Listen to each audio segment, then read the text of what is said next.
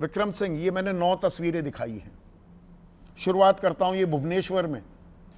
एक additional commissioner, छोटा मोटा अधिकारी नहीं है, जन अदालत लगा रहा है, लोगों की परेशानियां सुन रहा है, खुद परेशानी में आ जाता है। पार्षद आता है, गुंडा, काहे का पार्षद, और पिटाई होती है।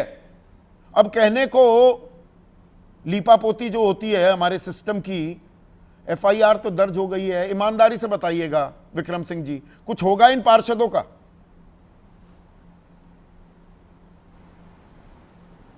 संदीप जी और सभी विद्वान पैनलिस्ट को मेरा नमस्कार। जिस इकोसिस्टम वातावरण में एक पार्षद की यह हिम्मत कि उसने जा करके एक राजपत्रित अधिकारी के ऊपर हाथ छोड़ा, असॉल्ट किया, अब तक तो वो जेल की सलाह के पीछे चले जाने चाहिए थे। आपके सवाल में ही आपका उत्तर निहित है। और मैं, ये तो भुवनेश्वर है ना, मैं देश के उन भागों में कई पदों पे दशकों तक रहा हूं जहां पर ये भुवनेश्वर वाले, जिनको गांव के खिलाड़ी कहते हैं, अंतर्राष्ट्रीय स्तर के खिलाड़ियों के बीच में मैं रहा हूं। और कभी किसी ने जब सेवा का मौका दिया तो वक्त से पहले और उम्मीद से ज्यादा, मैं फिर कह रहा हूं, वक्त से पहले और उम्मीद से ज्यादा उनको प्रसाद दिया गया। और इसमें तत्कालीन, तो मैं नाम लेना औचित्यपूर्ण नहीं है, लेकिन सबसे पहले संदीप जी मैं देखता था बैठक में इंजीनियर्स भी हैं, शिक्षा विभाग के भी हैं, चिकित्सा विभाग के भी, हम लोग भी, तो मैंने देखा तो बड़ी अभद्रता, असंयत बातें कर रहे हैं। तो लोगों ने यही कहा कि साहब ये अंदर से कुछ कलुषित है, इसलिए इनके अंदर इतना नैतिक साहस नहीं है, ये आपके साथ कभी दुस्साहस नहीं करेंगे। और हुआ भी वही। मैं युवा था, कभी दुस्साहस न युवावस्था में, न अध्ययन में, न अवकाश प्राप्त के दिन तक किसी राजनेता की यह हिम्मत नहीं थी, क्योंकि मैंने किसी को अवसर नहीं दिया कि अपने चरित्र के ऊपर मैं कोई उंगली उठाने दे किसी को। और अगर किसी ने कोई कोशिश की, You are the exception, not the norm। Vikram Singh ji, मैं बीच में यहां रोकना चाहूंगा। एक पार्षद पीट देता है एक अतिरिक्त आयुक्त को, एक इंजीनियर को सर पे मटका फोड़ देता है एक मंत्री हिमाचल में, और केंद्रीय मंत्री नितिन गडकरी मुख्यमंत्री से बात भी करते हैं, भाई मेरे इंजीनियर के साथ इस तरह का दुर्व्यवहार नहीं होना चाहिए। ठीक किया, पर आधा अधूरा किया ना, तो वहां भी बता देते। ठीक, भुवनेश्वर में भी बोल देते, जहां उनकी सरकार है, बीजेपी की सरकार है।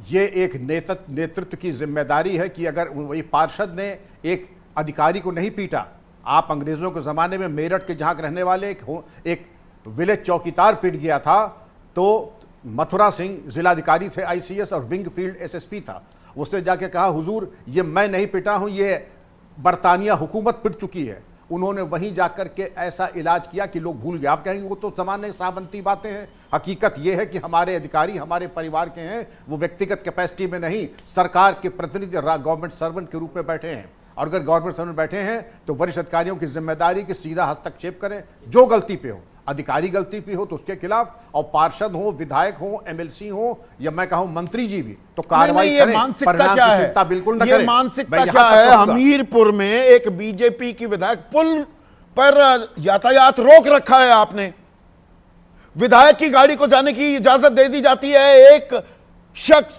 अपनी मां का पार्थिव शरीर एम्बुलेंस में लिए बैठा था, एम्बुलेंस को नहीं जाने दिया जाता, वो पैदल लेकर जाता है पार्थिव शरीर को।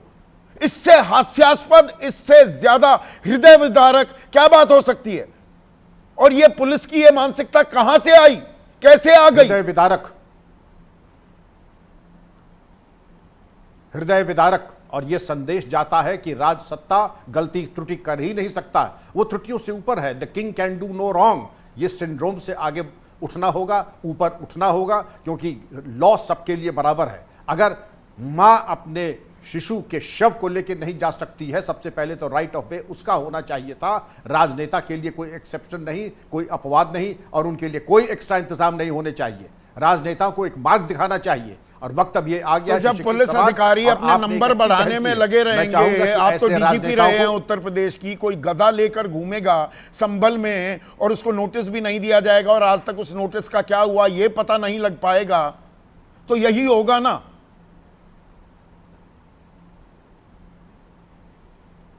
संदीप जी, गदा वाले का तो स्थानांतरण हो गया, एक जांच भी बैठ गई है। जांच का परिणाम क्या है ये शायद मैं नहीं जानता हूं, लेकिन आपके चैनल पे मैंने कहा पुलिस अधिकारी को पुलिस अधिकारी की तरह से गदा लेके चलना हो तो बेहतर हो इस्तीफा देके जो रामलीला कमेटी है वहां जाकर के हनुमान का रोल अदा करें। पुलिस की नौकरी आपके लिए नहीं बनी है। फिर आप अगर पुलिस में हैं तो कानून की जानकारी कीजिए, गश्त गाड़ाबंदी और पेट्रोलिंग कीजिए। ये आपको शोभा नहीं देता है कि स्वांग रचें और इस तरीके की लीलाएं करें। नहीं, लीलाएं पुलिस वाले, इसमें पुलिस के अफसर भी, कुछ अफसर, मैं सबकी बात नहीं कर रहा हूं, यशोवर्धन झा आजाद, लेकिन वो भी जिम्मेदार हैं। पर अब मैं कानपुर का जिक्र करना चाहूंगा। ये एमएलसी अरुण पाठक, आईपीएस अधिकारी, वो उनके गनर को अंदर नहीं जाने देती। एक मैच ही तो देखना था और ऐसी झड़प हो जाती है, ऐसी तीखी बहस। एक एमएलसी वहां खुलेआम अपमान करता दिखाई देता है। ये हालात यहां तक कैसे पहुंचे हैं?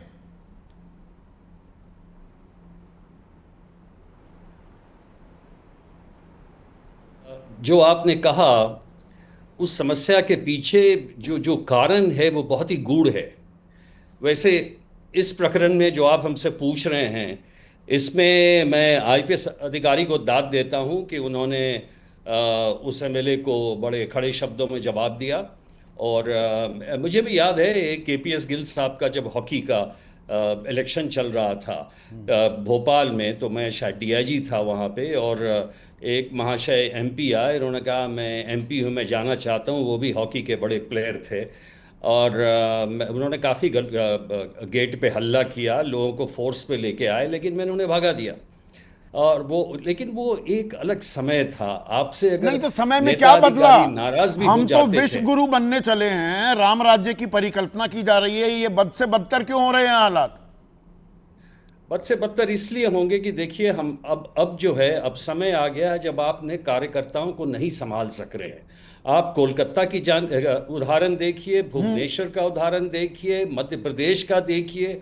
होता यह है कि जब नई सरकार आती है और जो नए वोटर्स जो हैं, वो हर आदमी चाहता है हमें कुछ मिले, चाहे वो कॉरपोरेटर हो, चाहे वो कार्यकर्ता हो, और इसलिए वो कार्यकर्ता को ऐसा प्रश्रय मिल जाता है कि वो अधिकारियों पे दबाव जमाते हैं, अधिकारियों पे अपनी एम्पावर्ड महसूस करते हैं। आपने अच्छा किया, कोलकाता का भी जिक्र किया। यहां पर अगर भुवनेश्वर में बीजेपी का पार्षद है तो मंत्री है, हिमाचल में जो इंजीनियर के साथ बदसलूकी करता है, ये सेंस ऑफ एंटाइटलमेंट है क्या? अरे हम भगवान हो गए, नेता हो गए तो भगवान हो गए। उनके खिलाफ तो खैर एक केस रजिस्टर करना चाहिए और उसी में उनका दिमाग सीधा हो जाएगा। लेकिन दुर्भाग्य की बात यह है, पहले ज़माने में देखिए, चाहे वो कोई भी काडर होता था, वो एक प्रिंसिपल्स, एक आइडियोलॉजी के आधार पे पार्टी के लिए कार्य करता था। आजकल कोई भी एग्जाम्पल, उदाहरण हमारे सामने नहीं है। तो ये कार्यकर्ता जितने भी एक्टिविस्ट हैं, उन्हें पैसे चाहिए, पैसे कमाने के लिए वो तरह तरह के धंधे करते हैं। हर कॉर्पोरेट नहीं, यथा राजा तथा प्रजा का भी खेल हो जाता है ना यशोवर्धन जी आजाद। जब नेता ऐसे करेंगे, मंत्री पार्षद ये काम करेंगे, तो वो नीचे कार्यकर्ता, कोई भी किसी भी पार्टी का झंडा लगाकर, गाड़ियां काले शीशे लगाकर बदतमीजी करते हुए, आजकल तो सड़क पर चलना दूभर हो गया है, हाथ जोड़कर चलना पड़ता है, भैया तुम चले जाओ।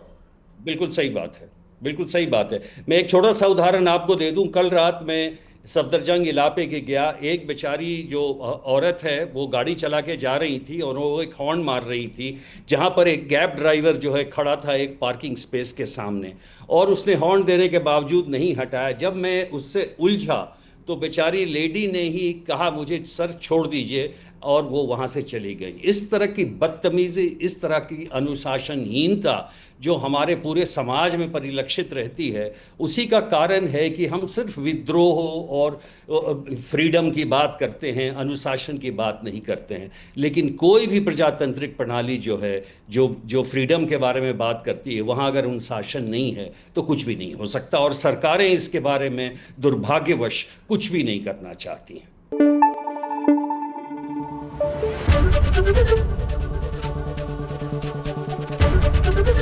एबीपी न्यूज आपको रखे आगे।